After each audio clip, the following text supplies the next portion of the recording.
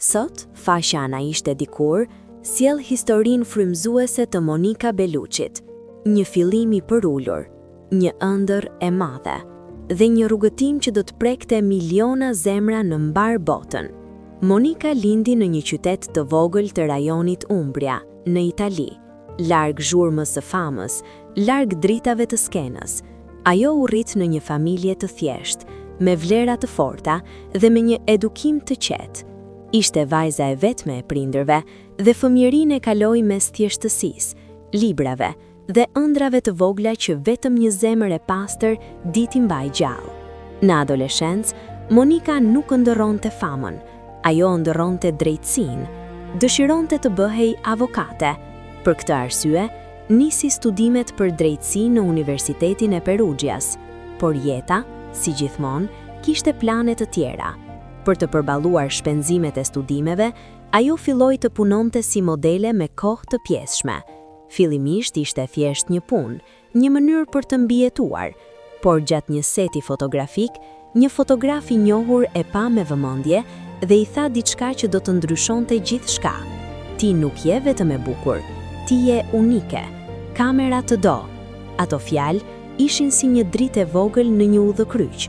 Monika filloi ta shihte veten ndryshe, filloi të kuptonte se ndoshta jeta po i hapte një derë tjetër, dhe ajo pati guximin ta ndiqte.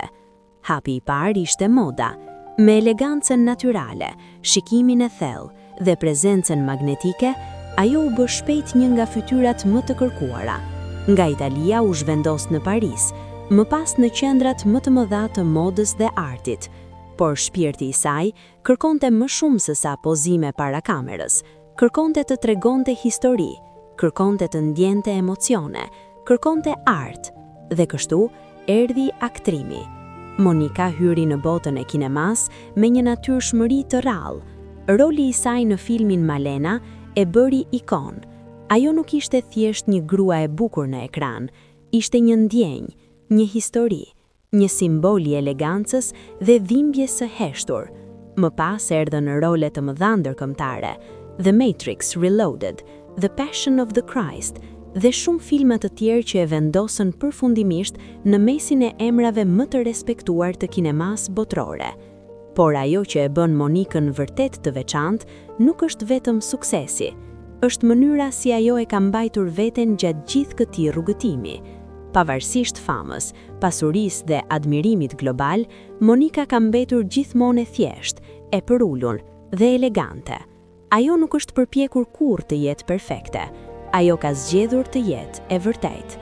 Në një nga deklaratat e saj më të bukura, ajo ka thënë: "Bukuria kalon, por mënyra se si i bën njerëzit të ndihen, ajo mbetet." Dhe pikërisht kjo është arsyeja pse ajo vazhdon të admirohet, jo vetëm për pamjen, por për dinjitet, kulturën dhe thellësinë njerëzore.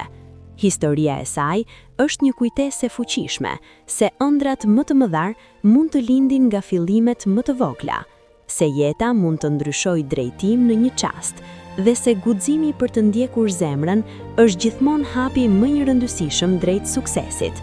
Monika nuk është thjesht një yll kinemaje. Ajo është një simbol i gruas që ecën me dinjitet, që flet me heshtje dhe që ndriçon pa pasur nevojë të bërtas. Për më shumë histori të tilla, ndiqni dhe abonohuni në kanalin ton. Na ishte dikur.